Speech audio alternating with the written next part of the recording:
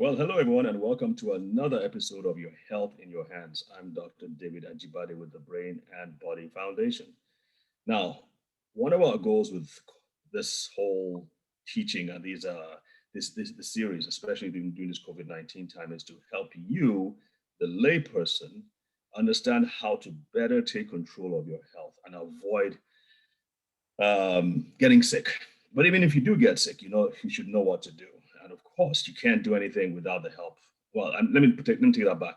There's something you need to do for yourself, which is, in this case, building your immune system, wearing your masks, and doing all the other things that the NCDC advises you to do. There's also the government's responsibility and the healthcare professionals' responsibility, especially if you do get a more severe case of the virus.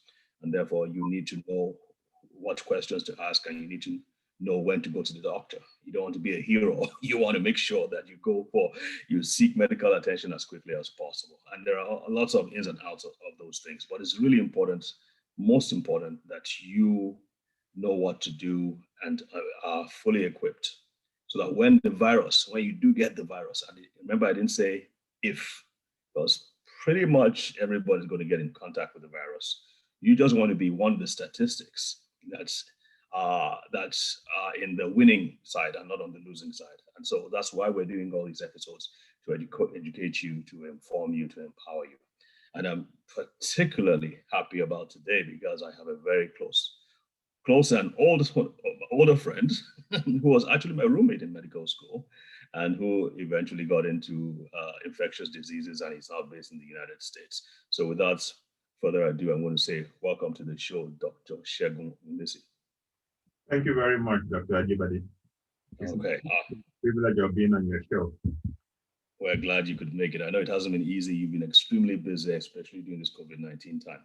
But we are proud of what you're doing. And just tell us a little bit about your story and how you got to be in this stage. Because I remember when we were roommates in medical school, it was always about orthopedic surgery. And so now you're in ID, infectious disease. How did that happen? Okay, thank you very much for the question. So I finished medical school, like you said, University of Ibadan. Hey, great you are. Internship also University of Ibadan. And after that, I did National Youth Service in Plateau State. And then I moved back to Lagos. I was in private practice for about a year.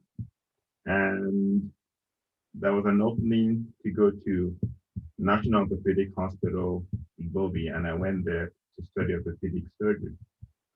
At that time, I had a thought about going abroad to further my studies, and I had a discussion with one of my friends, Dr. Ajibade, and we thought it would be nice for us to study health finance and management, or health policy and management. And so that's how our interest in studying abroad came about.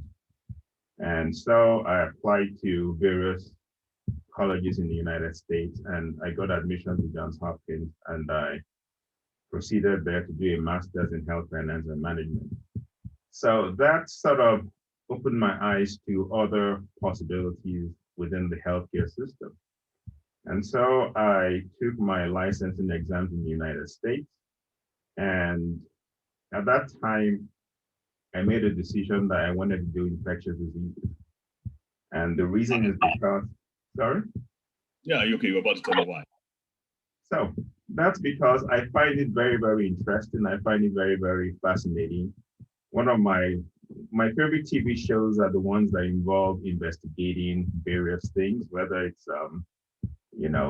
spy movies, or whether it's infections, or whether it's crime. So I found it very, very challenging. I found it very, very, exciting, because it's not an easy specialty. It involves looking for clues so that you can make a diagnosis and treat the patient appropriately. So I found a thrill in doing that. And that's why I went into infectious disease. Interesting. And where did you do your residency? So I did my residency at one of the Cleveland Clinic community hospitals called Huron Hospital in East Cleveland. And I pursued a fellowship at Harlem Hospital in New York in infectious diseases. Okay, nice. And currently you are. So right now, I'm an infectious disease physician in a community hospital in Northeast Ohio. It's in Lake County, which is near Cleveland. I think Cleveland, Ohio is a place that people are probably more familiar with. And I'm an attending physician there. So part of my duties is to evaluate patients and formulate a management plan. Also, I'm also the chairman of medicine in my community hospital, and part of that is an administrative responsibility to oversee the department and all the physicians in that department. Also, the chairman of infection control committee in another community hospital, which is a university hospital in Geauga. It's about 20, 30 minutes from downtown Cleveland. And so I provide guidance when it comes to infectious disease management, infection control there. And finally, in another community hospital, I'm the chairman of the antimicrobial stewardship committee, just ensuring that we give the right antibiotic for the right condition at the right dose, right duration, so that we can reduce the spread of resistant organisms in our patients. So I wear quite a lot of hats. Wow. Where do you find time to sleep? At night. I thought you were going to say sleep. What is that? What does sleep mean? Well, wow, that's fantastic. That is a lot of work you're doing. So, well, kudos to you. So after this break, we're going to come back. But a question that's lingering in my mind is how has COVID-19 changed your practice, and what are the lessons we've learned in the past 1 year from dealing with COVID-19? And also want to know about what's so special about COVID-19. This isn't the first pandemic. There have been other epidemics and pandemics in the past. What's so special about COVID-19? So folks, just hold on. We will be right back. Thank you. All right. So awesome. Nice one. Nice wrap up. So I think we've done 26, 33, 3, 9. It's amazing how time flies. I have to just be conscious of the time, of how much time we're using, so that it all fits in. Because sometimes my producer will say, "So this is we've done 30 minutes. It's supposed to put 25 minutes. I don't know which one to edit because there's so much." Well, you have to edit it. That's standard stuff. Yeah, exactly. I've done videos for Lake Health and they had to edit it. They have to what? I've done some videos and they had to edit it, so they just remove what they want to remove and I'm telling you, five. you don't know you don't know the final production, but it's yeah. Yep. 3:43. Okay. So so which one do you want us to tackle first? Which are the questions? Whichever one you want me to start with. Okay. So yeah, okay. Well, I think we want to really be educated about this COVID-19 thing. So let's talk about COVID-19. What's so special about COVID? What's so special about viruses, and what's so special about COVID-19? Okay. All right. So 3:35. All right, let's go ahead. All right. Welcome back, folks. I am here with Dr. Ogunlesi, who is an infectious disease specialist working in about 3 different hospitals. I don't know how he does it. But anyway, that's interesting. So one of the questions that keep on coming up, Dr. Ogunlesi, is this. How is it, we've had pandemics in the past, we've had epidemics, and we have all kinds of disease-causing microorganisms, bacteria, viruses, fungi, parasites, worms, and so on and so forth. What is it about viruses in particular that make them take the headlines, for lack of a better term? All right, thank you. That's a very, very great question. So when it comes to microorganisms, different microorganisms have different properties. And those properties affect the way they infect human beings and the way they present clinically. So there are different ways things can be transmitted. One of the ways is through contact. Another way is through what we call droplets. Mhm. So when it comes to coronavirus 19 or COVID-19, one of the things that happened was through mutation, it had the ability to become more contagious. Now, there are 7 types of coronaviruses in human beings. So the first 4 are the ones that we're used to. At least half of us have been infected by the first 4 types of coronavirus, and they tend to cause mild illnesses such as, runny nose and mainly runny nose, things that we don't really pay much attention to. But in 2002, 2003, there was a major mutation among the coronaviruses. And that was what, for the first time, caused a severe acute respiratory syndrome. What that means is, instead of just having something causing a runny nose, you now have an infection that involves the lungs. So infections, the runny nose is a mild infection. You can use nasal decongestant. But when something starts to affect the lungs, it starts to affect people's ability to breathe and ability, to function, because the lung is one of our vital organs. So that happened in 2002, 2003. And that was the result of a mutation. A mutation can allow a virus to become more contagious. So we've heard about variants in South Africa, Nigeria, Britain. What happens with those variants is that even as contagious as the coronavirus has been, this has given it the ability to become more contagious. So how do people get the coronavirus? Through contact, touching a surface and then touching the face, eyes, or the nose. Or when someone sneezes, and if you're within 6 feet of that person, then you can get the coronavirus. Now, there are other viruses that exist, but they're not as contagious because they don't have those properties. Mutations give you abilities that other people who are not mutants don't have. So that's the issue with the coronavirus. And so 2002, 2003, we had the first coronavirus. It was deadly in the sense that probably about 10% of people that had it died of it, but it wasn't highly contagious as this one.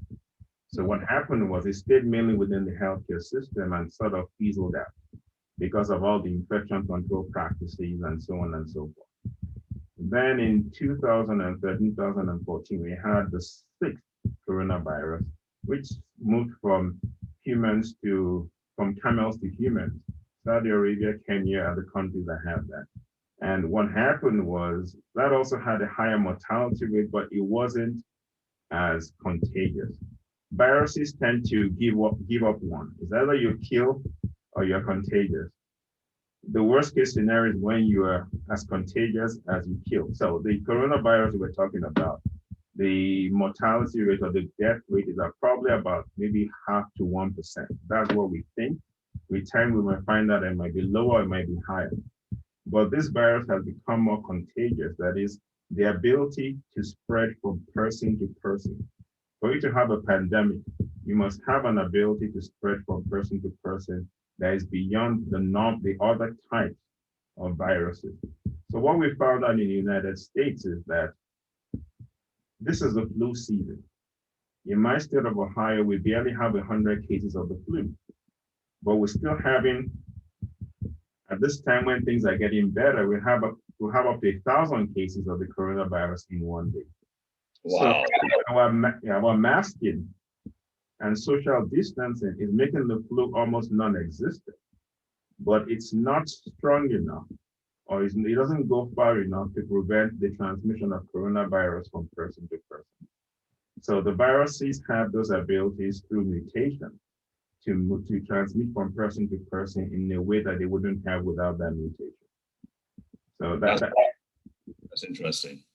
That's interesting. So basically, you're saying that people are not having the flu, and this brings another may touch on it, the conspiracy theory, and that people are saying that, oh well, everything is switching to coronavirus now. People are not having flu anymore. They're not having cancer anymore. They're not having heart disease anymore. It's being changed to to read coronavirus instead of flu. But what you're saying, you just said just now that the flu, the masks and social distancing are effective against the regular flu, but not effective against the coronavirus. Yeah, not as effective against the coronavirus as against the flu. So at this time, because it is flu season, whenever we want to test someone for the coronavirus, we test them from actually three viruses: the coronavirus, the influenza virus, and another virus that tends to occur in kids called RSV, respiratory syncytial virus. So we do all the three in one. So we're not just testing against the coronavirus simply because we're in flu season. I want to make sure that because if someone is negative for the coronavirus and positive for the flu, you can still die of the flu. I want to make sure that we treat the person who has the flu as appropriate. So we're not just focused on the coronavirus. We're actually testing for all three because it is flu season at this time. I see. Yeah. I see. Wow, 1,000 cases. That is serious. And these are confirmed cases. What percentage of that eventually goes into the ICU? Do you know? Well, most of the time, people that have the flu did not end up in the hospital. They tend to end up in the primary care doctor's office or what we call urgent care centers, where you treat minor illnesses.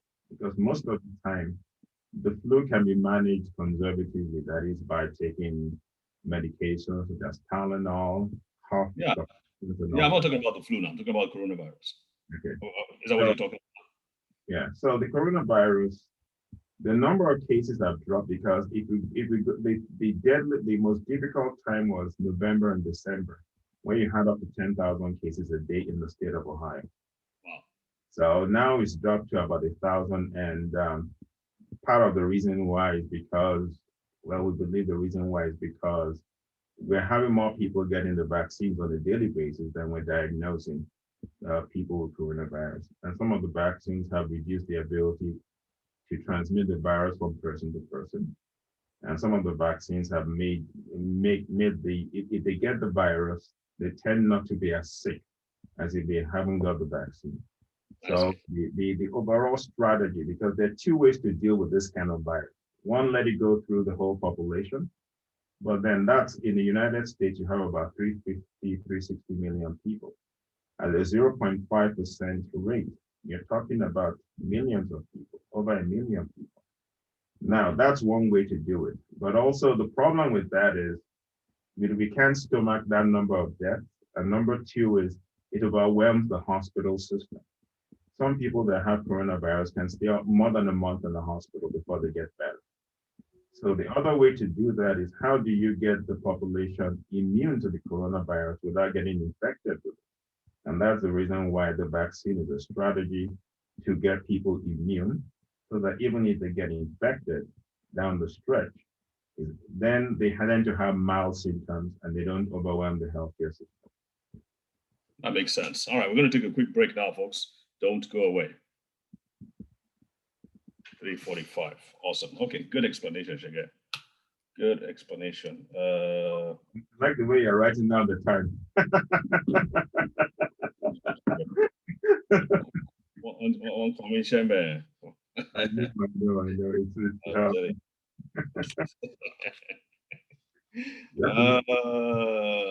I understand that. You know, there's like your ad cannot be more than 20 seconds. Funny enough, when I did my master's, and with financial management, we had to present the financial plan in about 5 minutes. And you had you had to present in about 20 minutes. And you had about 4 or 5 of us. And the teacher, he's a chief financial officer, will never allow you to go beyond 5 minutes. So we had to practice over and over. And the first time you go, they were like, dude, you've taken 8 minutes. You have to cut it back. And we had to practice. It took us hours of practice to know, okay, this is how we're going to get into 20-minute schedule, because he never allowed you to go beyond 20 minutes. So you have to learn how to present in a short period of time. So I think that training helps a lot, because people, especially especially in this environment in which we are in, when everything is microwave, you don't get to the point, they lose interest. And if people lose interest, you're losing money because people, time is money, so yeah, I mean, I had to try and learn how to summarize stuff and how to use how to cut things short. It's still a struggle in Nigeria because in Nigeria, everybody they take their time, ask a question. I know. Come on, get to the point. Yeah, I chair some meetings and I'm like, we have 1 hour to get this done, and you're not going to go beyond an hour. So it's practice. Yeah. I think you're the better for it if you really get to get it.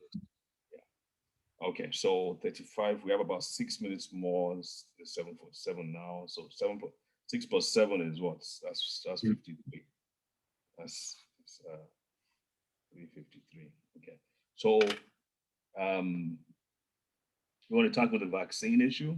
But there's still a lot of issue you want to talk about. We can talk about pandemics, we can talk about various things. It's either way. It's just either way. The way you're talking is like you want to avoid this vaccine issue. So talk about the vaccine. I think I would like to talk about the vaccine. The reason why is this. You can't fully reopen the economy. Israel has about almost 50% of their people with the vaccine, right? Yeah. And the only people who have gotten the vaccine can go to certain. All right, welcome back, folks. We are talking about COVID-19 with Dr. Ogunlesi. Doc, let's talk about vaccines because that's on people's minds now, and Nigeria is soon going to start distributing vaccines. I think about 4 million last count. A lot of people are saying it's a prank. They're going to put chips in our bodies. They're going to program us into zombies. Please tell us about it. Okay, so vaccines are not new. They are things that have been used to deal with infectious diseases in the past. As we very well know, in the past we've had problems with smallpox, and that has been eradicated with vaccines. We also had vaccines, oral polio vaccines, and I believe that Nigeria has eradicated oral polio. So vaccine programs in Nigeria are things that have been done successfully in the past. Now, when it comes to COVID-19, I can understand why people may be hesitant about vaccines because part of what they hear is it's a new formula and we're not really sure about it. So the COVID vaccines that have been approved, I'll talk about the Moderna, the Pfizer, the Johnson & Johnson. These are vaccines that use what is called messenger RNA.